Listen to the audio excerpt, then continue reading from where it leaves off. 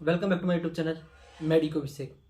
तो गाइज आपका जो है राजस्थान का आयुष का रिजल्ट आ चुका है, कंप्लीट उसका प्रोसेस हो चुका है। अलॉटमेंट लेटर प्रिंट भी आपके हो रहे हैं, तो आप अलॉटमेंट लेटर प्रिंट भी कर लीजिए। अब अपन इस वीडियो में डिस्कस करने वाला आपको जो है पूरी डॉक्यूमेंट्स कौन कौन से लेके जाने, कैसे क्या आपकी रिपोर्टिंग प्रोसेस होगी, क्या प्री एग्जिट है, क्या सरेंडर है, सब कुछ चीज़ें अपन इसके अंदर डिस्कस करने वाले हैं। तो इस वीडियो में लास्ट तक बने रहे। उससे पहले मैं डिस्कस कर लूँ हमारा पेड काउंसलिंग प्रोग्राम ओनली जो है 999 फीस में है, जिसके अंदर आपकी all India quota plus state quota की बोथ की प्रिफरेंस लिस्ट, पर्सनलाइज्ड गाइडेंस रहेगी, पर्सनलाइज प्रिफरेंस लिस्ट रहेगी, 24/7 call and chat facility available. कभी भी आप कॉल कर सकते हो, कभी भी कोई भी डिस्ट्रिक्ट से बिलोंग करते हो, किस स्टेट से बिलोंग करते हो, उसके अकॉर्डिंग आपकी प्रिफरेंस लिस्ट रहेगी। इसके लिए जो व्हाट्सअप नंबर आप सो रहे हैं, इस पर आप मैसेज कर सकते हो व्हाट्सअप पे। साथ ही साथ टेलीग्राम ग्रुप मेडिको अभिषेक ज्वाइन कर लीजिए, लिंक आपको डिस्क्रिप्शन में मिल जाएगी। इंस्टा जो है मेडिको अभिषेक 29, उसकी लिंक भी आपको डिस्क्रिप्शन में मिल जाएगी, वहाँ भी आप डीएम कर सकते हो, वहाँ भी आपकी क्यूरी सोल्व हो जाएगी। साथ ही साथ कमेंट बॉक्स में भी आप क्यूरी पूछ सकते हो। कोई भी दिक्कत हो चैनल को सब्सक्राइब कर लीजिए। डिस्कस करते हैं कि आपकी रिपोर्टिंग प्रोसेस क्या होगी। आपका रिपोर्टिंग जो होगी, पहली चीज़ उसके लिए करनी पड़ेगा आपको अलॉटमेंट लेटर आपको चाहिए। अगर आप फर्स्ट राउंड में कॉलेज अलॉट हुई है तो ही आप अलॉट तभी आप रिपोर्टिंग करोगे, सीधी सी ओबीसी बात है। तो रिपोर्टिंग के लिए आपको क्या करना है, रिपोर्टिंग जो होगी आपकी वो होगी, ये साफ पढ़ लीजिए, Ayush Bhawan room number 214 sector 26 Pratap Nagar Jaipur. यहाँ पे आपकी रिपोर्टिंग होगी। कोई भी कॉलेज अलॉट हुई है राजस्थान के अंदर, कोई सी भी कॉलेज आप अलॉट हुई, सबकी रिपोर्टिंग यहाँ ही होगी, Ayush Bhawan room number 214 sector 26 Pratap Nagar Jaipur. इस बात से आप गौर कर लीजिएगा। और एक चीज दे रखी है, डेट आपको मेंशन 18, 19, 20। परंतु इसके अंदर एक कंफ्यूजन है कि सीरियल नंबर क्या है। देखो, सीरियल नंबर चीज होती है, सीरियल नंबर ये है कि ज़्यादा भीड़ ना हो, इसकी वजह से या तो सीरियल नंबर आपको जो है आपके अलॉटमेंट लेटर पे मेंशन मिल जाएगा। कई बार अलॉटमेंट लेटर पे आपके नहीं आता, अलॉटमेंट लेटर पे नहीं आता, तो आप जब यहाँ पर जाओगे आयुष भवन पे, तो वहाँ पर आपको सीरियल नंबर दी जाए, उसके अकॉर्डिंग आपकी क्या होगी, रिपोर्टिंग होगी। तो ये होगी, मतलब कि ऐसा नहीं है कि सीरियल नंबर से ही आपकी रिपोर्टिंग जरूरी होगी। आप जो है 18 तारीख को चले जाओ, वहाँ जाके देख सकते हो कि आपकी सीरियल नंबर किस अकॉर्डिंग है, तो उस अकॉर्डिंग भी रिपोर्टिंग हो सकती है। ऐसे नहीं कि 18 को आपकी रिपोर्ट, अगर मान लो आपका सीरियल नंबर 300 है तो उससे पहले भी आपकी रिपोर्टिंग हो सकती है। तो ऐसा कुछ नहीं है सिस्टम, 18, 19, 20 में से आप जो है रिपोर्टिंग आप करें। तो मैं प्रेफरेंस दूंगा जल्दी आप रिपोर्टिंग करवाएं, उससे जो आगे प्रोसेस भी हो सके। Ayush Bhawan room number 214 sector 26 Pratap Nagar Jaipur में आपको जाना है। Only allot reporting cum join only allotted candidate as per allotment list. Download allotment letter download कर लीजिए, रिपोर्टिंग करेंगे फर्स्ट राउंड काउंसलिंग के लिए। डिपोजिट ओरिजिनल डॉक्यूमेंट्स आपके जमा होंगे। रिमेनिंग जो कॉलेज फीस है, कॉलेज फीस मतलब कि अगर किसी की फीस अगर 2,80,000 है प्राइवेट कॉलेज वालों की, तो उसमें से -25,000 करके जो फीस है आपकी सेकंड अमाउंट माइनस करेंगे, वो फीस की क्या होगी, डीडी की फॉर्म में बनेगी। Draft online in favour of chairman ISUG council board Jaipur and 2 print out of application form. जब आपने एप्लीकेशन फॉर्म जमा कराया था, मतलब कि जब आपने काउंसलिंग के लिए जो एप्लीकेशन फॉर्म है उसकी भी आपको 2 प्रिंट आउट चाहिए होंगे। और साथ ही साथ जो आपको चाहिए होगा वो मैं बता दूं आपको, एक तो आपको चाहिए होगा ओरिजिनल, साथ में एक आपको चाहिए होगी फोटोकॉपी। सबकी क्या चाहिए होगी, एक आपको फोटोकॉपी चाहिएगी, जो कि क्या होना चाहिए, जो कि आपका अटेस्टेड होना चाहिए। अटेस्टेड का मतलब आप समझ रहे हो, अटेस्टेड का मतलब है आपका कि आपके हर पेज पे आपके सिग्नेचर होने चाहिए। ऐसे नहीं कि नोटरी से अटेस्टेड कराओगे, हर पेज पे आपके क्या होना चाहिए, सिग्नेचर आपके होने चाहिए। यही मतलब है किसका, अटेस्टेड का। ओके, इसके साथ में जो अलॉटमेंट लेटर जो है उसके भी आप मतलब 3 प्रिंट निकाल लीजिए। साथ एप्लीकेशन फॉर्म उसके तो आपके कम से कम 3-4 प्रिंट तो होने चाहिए। मैं रिकमेंड करूंगा कि सबके ही आप जो है 3-4 सेट बना लीजिए, कोई दिक्कत नहीं आएगी। ओके, 3-4 सेट बना लीजिए, जिससे आपके बाद में भी काम आ सकता है, ऐसी कोई दिक्कत आपकी नहीं है। तो मैन जो अगर इसमें लिखा हुआ होता है कि एक डॉक्यूमेंट, एक ओरिजिनल प्लस एक जो आपका अटेस्टेड वाला आपका चलेगा।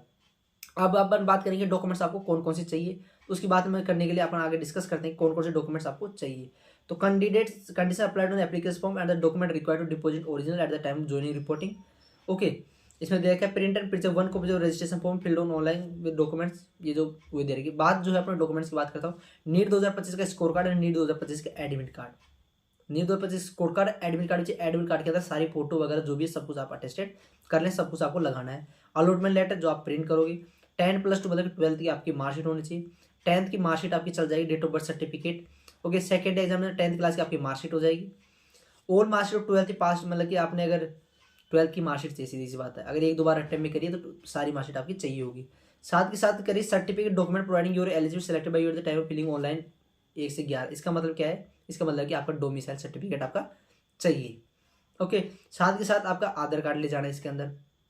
ओके, कास्ट सर्टिफिकेट आपका अगर है, कास्ट सर्टिफिकेट जैसे ईडब्ल्यूएस ओबीसी से हो आप, SC ST से हो, तो स्टेट वाला आपका चलेगा इसके अंदर। ओके, डोमिसाइल सर्टिफिकेट एप्लीकेबल है तो पीडब्ल्यूडी सर्टिफिकेट, आप अगर पीडब्ल्यूडी से हो और पीडब्ल्यूडी के लिए जो भी आपका परफॉर्मा अटैच है वो सब कुछ आपको चाहिए होगा। An ward of defence, defence से हो तो उसके लिए जो परफॉर्मा आपका है वो भी आपको चाहिए होगा, और जो भी आपके एप्लीकेबल डॉक्यूमेंट्स है वो सारे डॉक्यूमेंट्स आपको चाहिए। सारा जो मेंशन रहेगा आपका इन्फॉर्मेशन बुकलेट बनाएगा, वहाँ जाके आप चेक कर सकते हो। AWS सर्टिफिकेट अगर आपका है, अंडरटेकिंग परफॉर्मा 6 और 950 रुपये के स्टाम्प पे आपको चाहिए होगा। अंडरटेकिंग जो परफॉर्मा आपको इन्फॉर्मेशन बुकलेट में आपको मिल जाएगा। मैंने पिछली वीडियो में आपको बता दिया, इन्फॉर्मेशन बुकलेट मेडिको अभिषेक जो है यूट्यूब चैनल, उस पर जाकर आप देख सकते हो, और टेलीग्राम चैनल उस पर आप जाकर देख सकते हो, वहाँ भी आपको परफॉर्म मिल जाएगा। साथ के साथ मैंने जो आयुष काउंसलिंग के डॉक्यूमेंट्स के लिए जो लिस्ट बना के दी थी आपको पहले, उसके अंदर भी आपको अटेस्टेड था, तो वो सारी जो चीज़ें है ना, आप जो हमारे टेलीग्राम ग्रुप मेडिको अभिषेक पे देख सकते हो। परफॉर्म नंबर 6 चाहिए होगा 50 रुपये के आपके स्टाम्प पे। और कोई भी अगर रेलिवेंट सर्टिफिकेट मतलब अगर आप NRI से हो तो NRI से रिलेटेड आपके जो भी डॉक्यूमेंट्स हुए, साथ ही साथ आप अगर प्राइवेट कॉलेजेस से हो तो प्राइवेट कॉलेज से रिलेटेड सब कुछ डॉक्यूमेंट्स आपको चाहिए होगा। कुछ प्राइवेट कॉलेज का सेम सिनेरियो, कोई ज़्यादा नहीं है।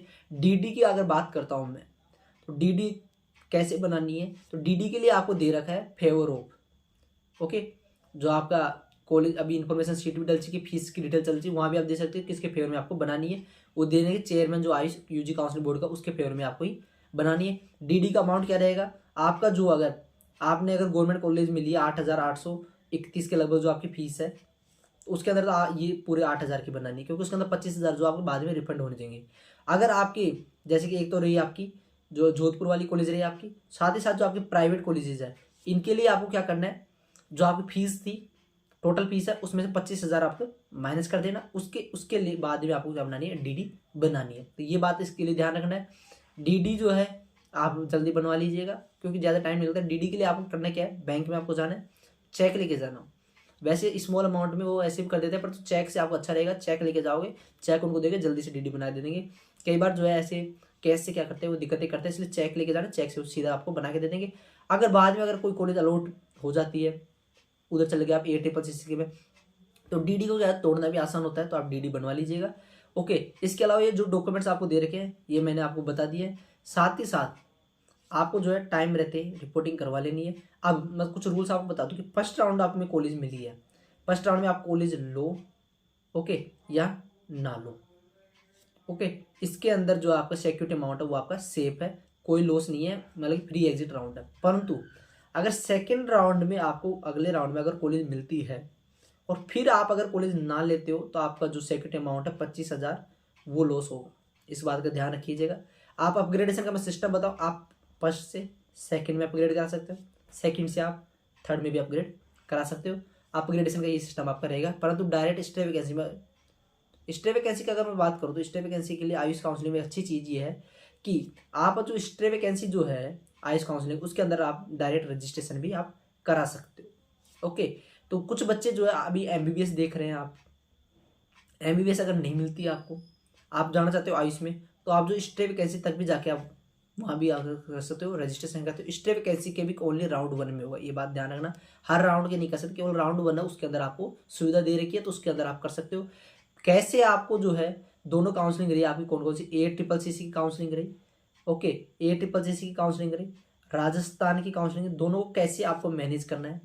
आपको इसके अंदर अलग अलग कोर्स के क्राइटेरिया भी होते हैं, BMS BHMS, ओके, तो उनकी कैसे आपको मैनेज करना है, उसके लिए आप हमसे पेड काउंसलिंग में जुड़ सकते हैं। ओनली 999 फीस है, मिनिमल चार्ज। क्योंकि अगर आप पेड काउंसलिंग नहीं करवाते हो या फिर कुछ ऐसा इश्यू हो जाए, मैं नहीं चाहूँगा जिससे आपको अगर 1 साल वेस्ट हो, तो ऐसा मैं बिल्कुल नहीं चाहूँगा, क्योंकि इस सिनेरियो में कॉलेज मिलना बहुत मुश्किल हो रहा है, और आप अगर उसमें लॉस करते हो तो ऐसे बहुत बुरी बात हो जाती है। इसलिए paid counselling only minimal fees है 999, इसके अंदर आप ज्वाइन करो। पूरी जो है guidance 24/7 call and chat facility रहेगी। कभी भी आपको कोई भी दिक्कत आए आप पूछ सकते हो, सारे डाउट्स आपके क्लियर करी जाएंगे। कुछ भी दिक्कतें आए, सब जो है आपको नंबर्स हो रहे हैं, इस पर आप कॉल कर सकते हो। पेड काउंसलिंग ज्वाइन करने के बाद जो टोटल फैसिलिटीज आपको ऐसा लगेगा कि वाह, मैंने तो मज़ा आ गया पेड काउंसलिंग ज्वाइन करने, क्योंकि पेड काउंसलिंग से क्या होता है, आपको जो है बिल्कुल एक पर्सनलाइज फील आएगी, आपको फालतू में किसी से भटकना ही पड़ेगा। क्योंकि यूट्यूब पे कुछ आप देखोगे रेलिवेंट जो है कुछ लोग बताते ही नहीं है, तो इसके लिए जो पर्सनलाइज आपसे हमसे कांटेक्ट आपका होता रहेगा बिल्कुल, जब तक आपको कॉलेज नहीं मिल जाती। उसके बाद भी कोई दिक्कत आती है, हमारी टीम, मैं आपसे कांटेक्ट करता रहूँगा, क्योंकि हमारी टीम जो है आप ऐसे वर्क करती है, ऐसे नहीं कि आप ही क्वेश्चन पूछोगे, जैसे कि अभी आपको रिपोर्टिंग करनी है, तो ऐसे नहीं कि आप ही बोलोगे कि सर में कौन कौन से डॉक्यूमेंट्स हैं। आपको रिपोर्टिंग करवाने से पहले हम आपसे पूछ रहे हैं कि आप कॉलेज अलॉट हुई नहीं हुई, या फिर आप उसके अंदर रिपोर्टिंग करनी है या नहीं करनी है, पूरी गाइडेंस हम आपको देंगे। क्योंकि सीनियर जो कुछ ऐसा लगेगा कि अभी भी आज मैंने देखा कि एमसीसी का राउंड 2 हुआ है। ओके, इसमें बच्चों ने ऐसी ऐसी कॉलेजें भर दी कि उनको अलॉट हुई है तमिलनाडु में जाके। जिनको राजस्थान में आसपास के स्टेट में अच्छी कॉलेज मिली, वो तमिलनाडु जाके कॉलेज अलॉट हुई है। तो मतलब वो तो प्रेफरेंस लिस्ट का ही तो ऐसा गड़बड़ी हुई है। तो इसके लिए अच्छी प्रेफरेंस लिस्ट बनाए, अच्छी गाइडेंस के साथ काउंसलिंग करवाओगे, अच्छी कॉलेज मिलेगी। क्योंकि स्ट्रे वैकेंसी में जाना बीएमएस के अंदर एक अच्छी बात भी होती है, क्योंकि बाद में अच्छी अच्छी सीटें बीएमएस के अंदर मिलती है। स्टे वैकेंसी में राजस्थान की आप एमबीबीएस की देख लो, ऑल इंडिया की देख लो, अच्छी अच्छी सीटें स्टे वैकेंसी में जाके बचती है। उसके लिए भी आप जो है प्रॉपर जो है एक अच्छी स्ट्रेटेजी आपको पता होगी, तभी आप उसको कर सकते हो। तो इसके लिए पेड काउंसलिंग से जुड़े नंबर आपको शो है, इस पर आप व्हाट्सअप कर सकते हैं। चैनल को सब्सक्राइब करें, आगे भी ऐसी अपडेट्स मैं प्रोवाइड करता रहूँगा। धन्यवाद जुड़ने के लिए, आपका दिन शुभ रहे।